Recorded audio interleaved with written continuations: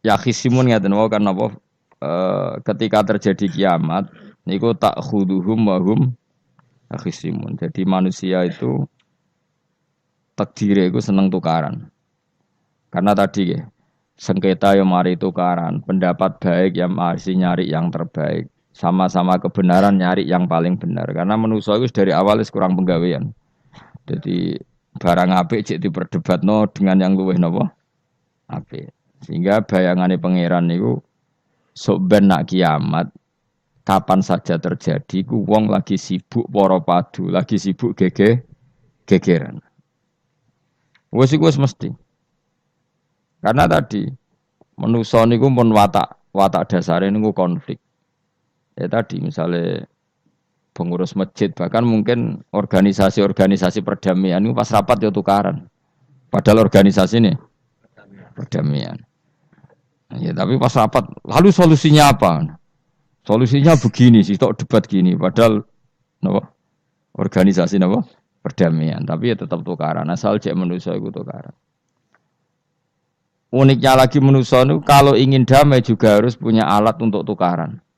Nah orang ya tidak. Lalu kalau nanti ngaji kitab dalam salah satu kitab ada makalah gini. Idza aradta as-sulha fasta'id dalil harbi. Kalau kamu ingin damai, maka siapkan alat perang sebanyak mungkin. Karena logikanya gini ya, kalau misalnya ada bajingan atau penjahat, dia punya bom, punya pedang, terus kamu sebagai orang soleh tidak punya apa-apa, bisa nggak bergening perdamaian? Kan nggak bisa. Mereka terpaksa damai karena kamu punya senjata yang imbang. Jadi kalau musuh kamu punya nuklir terus kayak gak punya apa-apa, ayo damai wae. Kono kan rugi damai. Wong tak bom kena kok damai barang kan gitu. Makanya kamu harus punya senjata yang imbang. Makanya dalam tafsir-tafsir itu diterangkan ketika Allah menyuruh kita wa'iddu lahum mastata'tum min quwwati wa min ribatil khaili turhibuna bi aduwwa. Kamu umat Islam harus menyediakan alat perang sebanyak mungkin.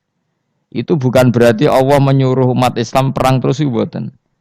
Dalam keadaan dunia yang banyak gesekan seperti ini, orang itu bisa damai justru kalau sama-sama punya senjata. Dan itu teori itu dipakai seluruh dunia. Segamane cara sing didelok wong akeh sing ora jare. Misalnya Amerika kan terkenal dikjaya, Korea Utara ben dirgani Amerika kudu gawe senjata sebanyak-banyaknya. Ya sudah seperti itu sudah teori yang dikatakan Quran. Mata dolim itu nak ora di napa nak ora diimbangi ya mesti yang satu diinjek. Makanya dalam fikih Islam itu lucu. Fikih rodok jorok tapi gelem ra gelem kayak kudu setuju. Ya cara fikih itu kayak di bojo ayu cek elek. Nek ra gelem mbok kumpuli ra wajib mbok nafakoi. Jadi kono iso ngancam gak buka dhuwit ra takai. Ajane rodok jorok fikih. Itu cara fikih memang gitu. Perempuan itu tidak wajib melayani suaminya jika tidak dikasih nafkah. Lucunya fikih yang merovokasi sing lanang dan wong lanang ra wajib nafkahi nek ra dikai iku wis ora usah terangno iku opo. Jadi fikih itu karena ngikuti teori umum. Makanya Mbah Mun itu fikih kata beliau itu aku mbek fikih ini ra cocok. Aku apa omah tapi dagangan perkara itu. Tapi memang secara prosedur fikih gitu. Mana wong kere-kere itu pancen wis ora entuk jatah kelon karena ra iso nafkahi gitu. Itu cara fikih. Memang seperti itu. Karena kere kok pola, napa? Kere kok pola. Kalau nak kere kudu ganteng. Jadi orang untuk jatah sing wedok sing seneng lah itu ijek untuk jatah. Tapi nak wis kere elek ya wis nelongso perkarane memang jadi karena seorang istri wajib melayani suaminya jika tidak kodak nafkahi.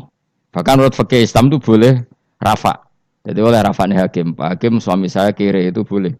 Dan itu bisa diceraikan oleh siapa? Hakim. Jadi rafa. Karena tadi manusia itu yakhisimun di mental konflik. Dan mental konflik itu tidak dihilangkan Allah sama sekali kecuali nanti setelah di surga. Makanya Allah ngendikan apa wa naza'na ma fi sudurihim min ghillin. Jadi sifat drengki, sifat hasud itu dihilangkan nanti setelah di surga. Artinya di dunia itu antar wong soleh ya mesti hasud. Mana ada sing ora soleh, sing soleh wae kudu hasud. Ya senine ngono. Waduh Indonesia ini rebutan dari presiden iku geger, rebutan masjid geger. Bahkan rebutan ngeklaim nak salate paling sah, torekoe paling bener iku ya geger. Padahal yang ngerti otoritas itu yang pangeran, tapi manusia tetap menang kalah, wae geger. Bis itu sak PT nak seneng dalan yo geger. Kalau sering Pak bis balapan itu kadang nggih sak napa? Sak PT, sak PO itu. Karena nanti bayangannya pangeran itu ya mesti terjadi yang pangeran sing ngendikan kiamat itu tak khuduhum wahum ya khisimun. Jadi ben ora men yasinan tok ora paham tak tulung. Bangunan ora paham bangeten.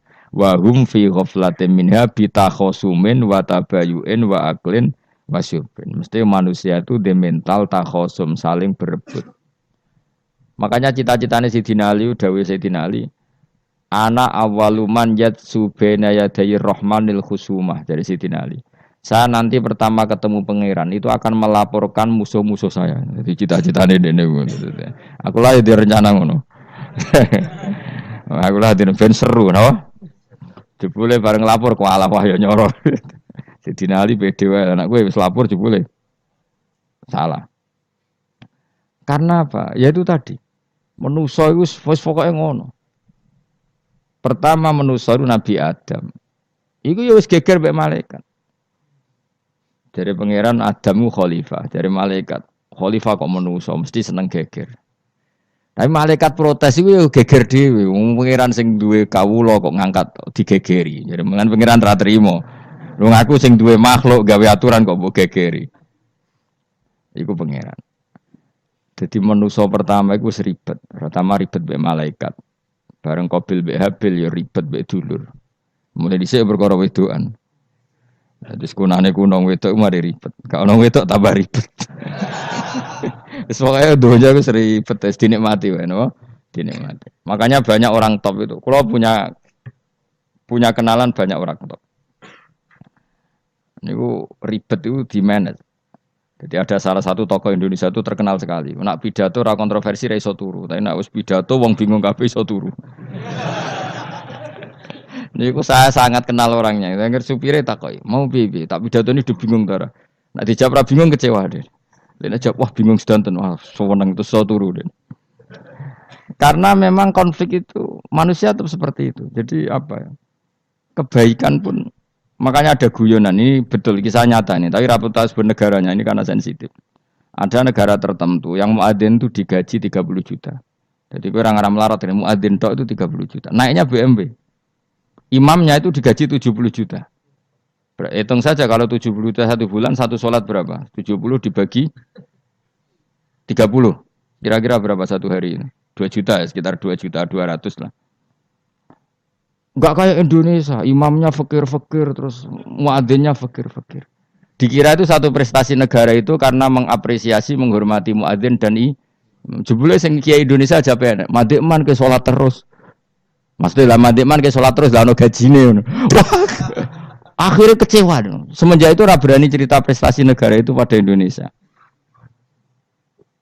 Ya dia itu bangga negaranya itu menghormati imam sampai digaji, muadzin digaji. Terus dikirakan Indonesia dinya. Imam Indonesia kan fakir-fakir, kadang wis padasane elek imami dhewe, koma dhewe. Terus macam-macam lah. Nah. Tapi dekne gak ngerti nek Indonesia ku pinter tukaran, pinter debat. Oh, berarti ke salat terus iku perkara ana gajine to ngono. Makanya imam di sana sergap-sergap karena kalau enggak ngimami dipotong gaji.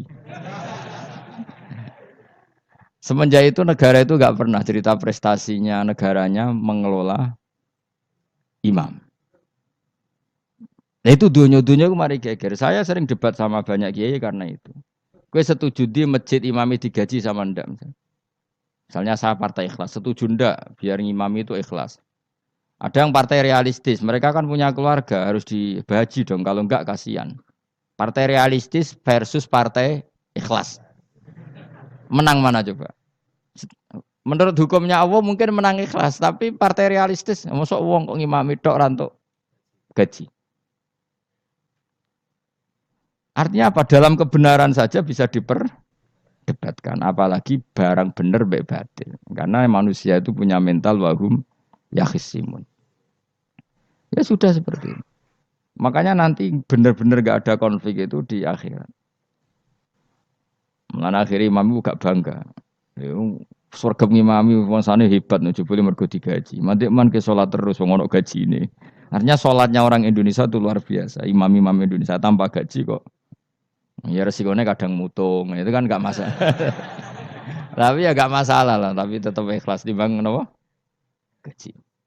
Mana kulo nu bingung saya hafid mulai digaji, ustad digaji, kulo bingung ngerti takoki. Kulo berkali-kali beberapa pemprov kan ingin mengapresiasi hafid dapat insentif terus ustad. Kulo ngerti takoki jenengan termasuk yang setuju apa enggak? Muni setuju iku kok didik uang kedonyan. Muni ra setuju hafid betul duit kok ora oleh. Aku yang mending ngene. Wong alim ra iso mikir dunya, mending ngono ta. Itu yang tanya itu kadang gubernurnya tanya saya, bupatinya tanya saya, Gus di daerah mana-mana itu ustadz, guru madrasah itu dapat insentif. Cara jenengan Rembang setuju apa enggak? Aku jawabku yo ngelatih ustadz seneng duit yo ora apik. Nentang ustadz untuk rezeki ku yo ora apik. Wong ustadz fakir yo akeh tenan. Nah, kula kan wong keramat, gak mati masalah cara orang untuk gaji. Tapi kan tidak semua orang keramat. Nah, kula wong keramat untuk gaji tetap gagal. Tapi rata-rata ustadz kan tidak keramat. Gak keramat bojone cerewet. Cek kumpul mertua. Ndak kalau sampean misalnya jadi ndak ini cerita Wakhisimun. Seman setuju enggak kalau ada hafid itu dapat insentif? Ayo ngaco. Setuju ora? Loh kok setuju kabeh. Terus kowe seneng hafid itu di mental materialistik. Setuju tak? Ndak. Terus kita setuju. Hafid ra di duit.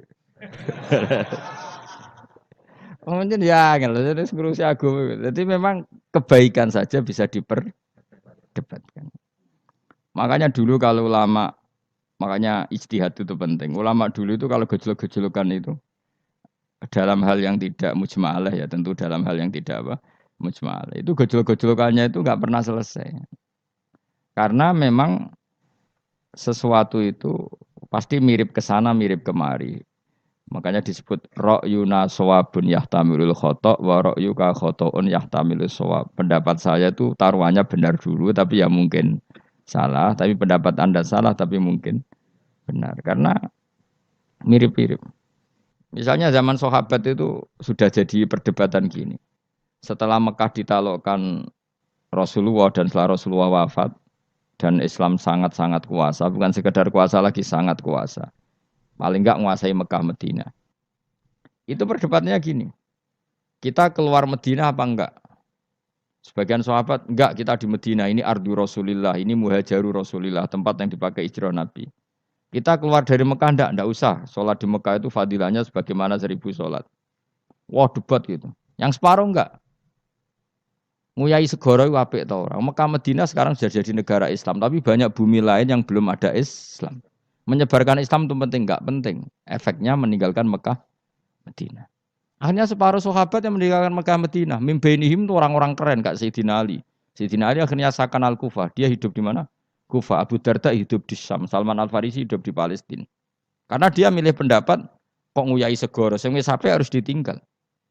Akhirnya menyebarkan Islam kemana-mana. Termasuk barokahnya mazhab itu ada yang ke Cina, terus terdampar di Selat Malaka, terus ada yang ke Aceh. Makanya banyak yang berpendapat Islam masuk Indonesia ya era apa sahabat. Tapi kalau ditanya bagaimana hukumnya meninggalkan Mekah Medina, ya buruk. Negara sebaik itu kok ditinggalkan. Tapi bagaimana hukumnya membiarkan bumi lain tanpa dai, ya buruk. Terus kayak jawabmu piye? Jadi dalam kebaikan saja ada perdebatan. Kayak gue lah misalnya, piye hukumnya dolan mbek kanca traktir ya apik. Piye hukume nraktir konco nganggo jatah belanjane bojo? Elek. Akhirnya jare wong lanang-lanang, yo ono dhewe Gus ono jatah bojo atau jatah konco. Karena duitmu cukup nak ora. Ya itu udah semua manusia itu wahum yakhisimun. Makanya sampean kalau beda pendapat itu sing biasa wae. Aja kok wong saiki kan beda pendapat geger. Beda pendapat itu sudah fitrah. Enggak mungkin lah. Kita ada beda pendapat itu enggak mungkin. Di kampung-kampung kalau ada masjid speaker, di mana-mana saya sering ditanya, Wadah yang pro. Gus, kandhani nak adzan jo banter-banter, ngerameni tonggo. Nak niat salat ora usah adzan nak wis teko. Bar. Sing sitok. Sing sitok, yo ora kudu banter ben siar. Sing sitok.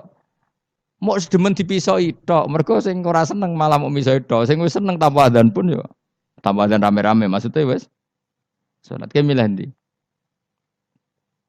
Dulu tuh perdebatannya gitu. Abu Bakar nak wiridan ning masjid tuh wirih banget. Selirih-lirihnya. Umar nak wiridan bianter. Tapi ranggoson sistem wong zaman itu, tapi banter aja. Tapi sing rameni lah, intinya sing rameni. Ketika Abu Bakar ditanya Rasulullah, ya Abu Bakrin, kenapa kamu melirihkan suara? Jadi saya itu malu sama Allah. Dia itu zat maha mendengar. Jadi saya mengeraskan suara itu malu. Kayak pangeran butuh suara keras saya. Umar ditanya, kenapa kamu terlalu keras? Umar jawabannya sederhana, bener-bener ngantuk. Makanya nggak ada satupun ulama yang mengatakan Umar itu afdhalu min Abi Bakar. Kok jawabannya yo kadang sederhana banget. Malahnya ijma' ahli sunnah Abu Bakar afdhalu min Umar. Kok nak delok jawabannya kok bener ngantuk. Padahal jawabannya Abu Bakar, kula nu isin kalian pangeran yang maha pendengar kok banter-banter. Rasulullah dalam banyak hal ya gitu, ketika banyak masalah itu sahabat donga banter-banter. Nabi duka, innakum latatuna as-somma. Kamu tidak berdoa sama zat sing budek. Maka kamu enggak usah banter-banter. Jadi andai kan ada istighosah pakai sound system banter-banter itu ya perlu dipertanyakan. Lah wong pangeran wis krungu gegere ngono lho apa misalnya. Tapi misalnya mazhab itu kamu pakai. Terus ada pertanyaan, dangdutan saja banter. Kenapa kalimat thayyibah tidak boleh banter? Masalah mana? Ya asal isi dunia itu masalah. Kemilah dia. Ini cerita saja. Kalau manusia itu istighosah jaluk tulung sapa? Pangeran kan? Pangeran sudah dengar tanpa sound system apa enggak? Kenapa banter-banter? Nah, tapi kalau tadi dibalik, dangdutan saja banter-banter. Kenapa kalimat thayyibah tidak boleh banter-banter? Jadi manusia itu memang potensinya itu ya khisimun, dalam kebaikan saja khisimun. Jibril kurang kondangi itu buantai malaikat-malaikat liyane. Masyhur itu. Siapa yang enggak ngerti Nabi Ibrahim? Nabi Ibrahim itu nabi keren. Diobong ning geni ambek Namrud. Jibril datang. Saya utusan Tuhanmu, melihat kamu mau dibakar simpati. Nah terus piye jare Nabi Ibrahim? Yo nak kowe njuk tolong tak tolong ya. Ndak saya ndak minta tolong sama kamu. Wong kowe padha aku padha makhluke. Kena wani ngomong ngono mbek Jibril. Nabi Ibrahim santai. Maksude iku ora mbek aku sing nulung. Kowe kondo aku tak kandakno pangeran. Jare malaikat Jibril. Jare Nabi Ibrahim, lho nak soal pangeran ora usah kondo kowe wis pirsa. Artinya ngene lho, padha kekasih pangeran yo bantah-bantahan jenenge wae maksudnya. Nah ngono nang partai politik ora men geger kowe. Mana ana partai politik geger biasa, wong Jibril wae geger mek Nabi sinten. Ibrahim biasa wae. Lan iki sampeyan takoki mungkar nangkir kudu wani ben seru napa? Takoki marbuka, kula guru TPQ.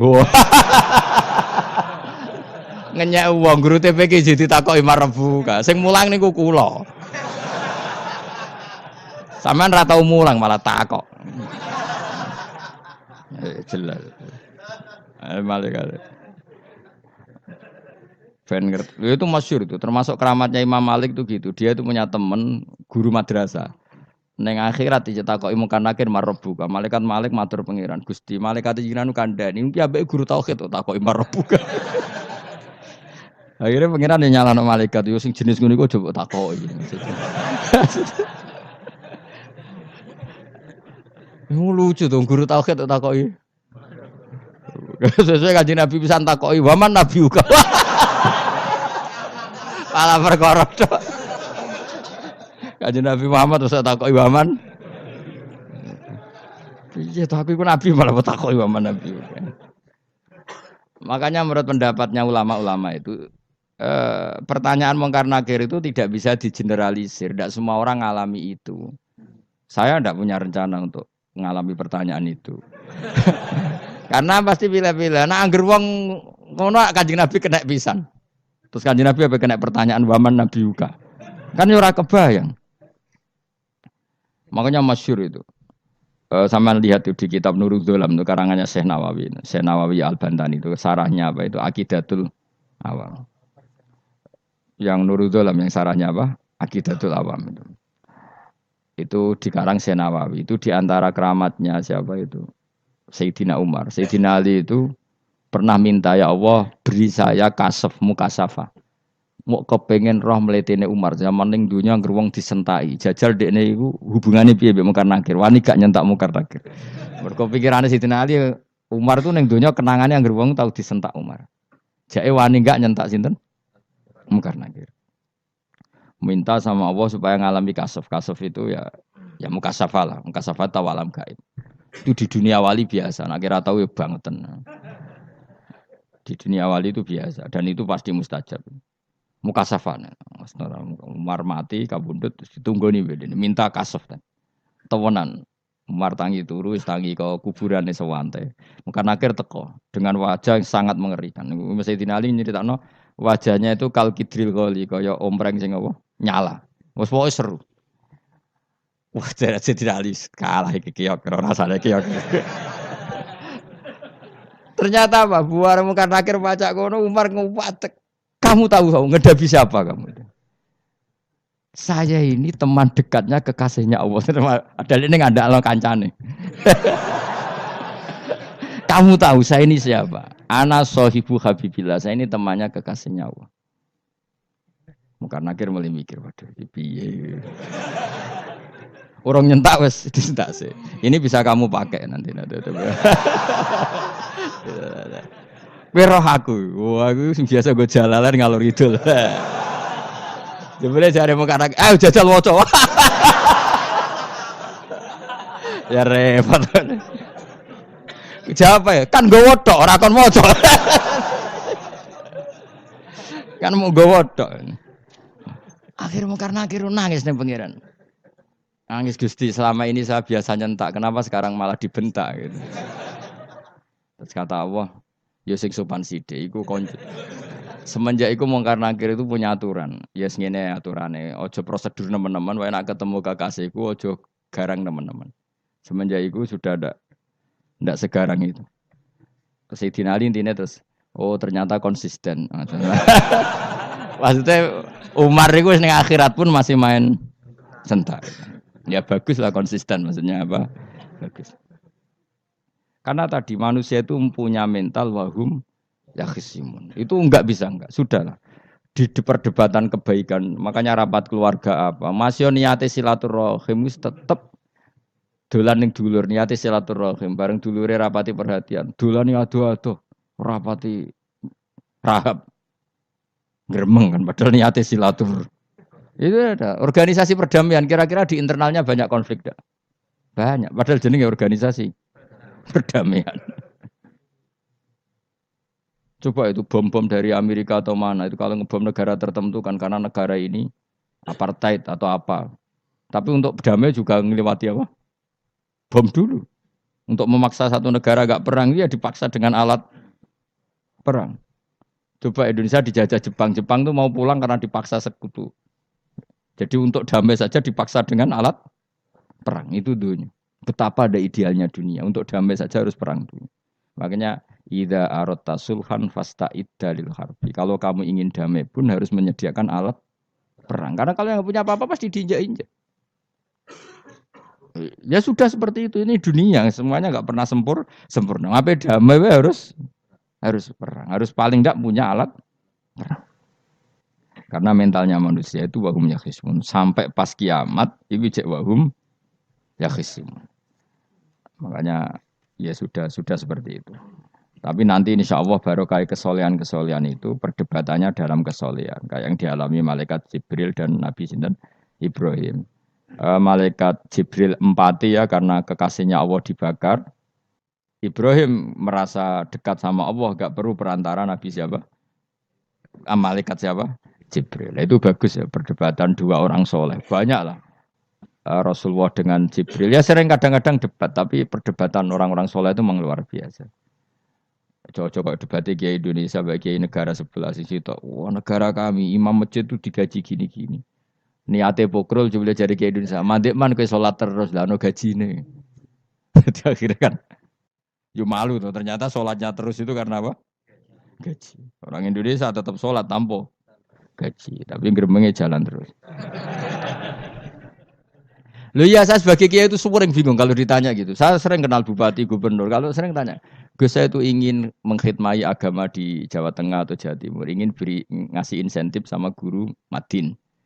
Saya sebagai kiai kan juga bingung, muni setuju gue didik uang material, muni rasa setuju, mosok ustadz tapi untuk rezeki kok ditentang. Nah gue jenis setuju apa menolak? Mustafa sing khusuk muni setuju. Wes bosan deh nabi melarat tuh. Setuju orang. Nah aku mau ngalim ya ada takdir. Suara kena dipikir itu ya suara kena dipikir. Ya karena tadi sudah wahum ya khisimun itu apa? Wahum ya khisimun. Ya sudah seperti itu. Mohon kalau terus nang. Wamtazil yauma ayyuhal mujrimun. Wa yaqulu lan dawuh sapa Allah taala. Imtazil yauma. Nggih niki oleh nafsir Imam Suyuti wamtazil yauma ayyuhal mujrimun terus wawune niku dilebokno lafat yaqulu wa yaqulu. Tegese lan dawuh sapa Allah taala dawuh imtazil yauma. Imtazumi saus sira kabeh al yauma ing dalem iki dina ayyuhal mujrimuna he wong-wong sing dosa. Lan iki nunjukno nak zaman ning donya iku kancanan wong kafir sing ora harbi ki angsal. Mergo orang bener-bener terpisah dari wong kafir teng akhirat. Makanya ulama-ulama tidak mengharamkan misalnya ada mahasiswa Indonesia kuliah di Jerman atau enggak apa-apa. Sementing jaga imannya. Karena wajib terpisah mbek wong kafir iku nak wis teng akhirat. Imtazul yauma ayyuhal mujrimun. Infaridu adil mukminin indakhtilatihim bihim.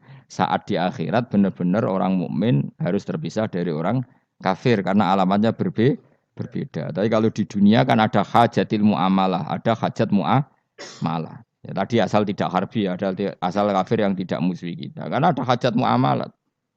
Ya, ada hajat apa? Muamalat. Mau tidak mau. Misalnya kamu ya haji ya pakai pesawat. Bikinan Amerika. Orang Amerika bisa punya uang ya nak pesawatnya kepayon tinggu haji. Kalau enggak ya ada yang rental ya bangkrut. Ya, tapi kue nak misalnya ranggu pesawat terus sampai melaku. Ya asal di dunia itu pasti ada saling interaksi sosial. Paham ya? Nah, nanti benar-benar terpisah wamtazil yauma ayyuhal mujrimin itu nanti, napa? Nanti. Guys, enggak bisa dihindari. Wamtazulan misau sira kabeh al yauma ing dalem iki dina ayyuhal mujrimuna eling-eling sing dosa. Saya punya sekian cerita ya supaya sampean tidak jadi ekstremis. Allah mentakdir dunia itu sudah seperti ini.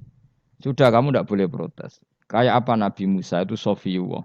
Sing rumat Nabi Musa cilik sapa? Fir'aun. Ketika Rasulullah lahir itu panitiane ra kowe Abu Lahab. Wong roh kabeh. Pas Nabi lahir kowe mbek Abu Lahab berjasa ndi? Berjasa Abu Lahab.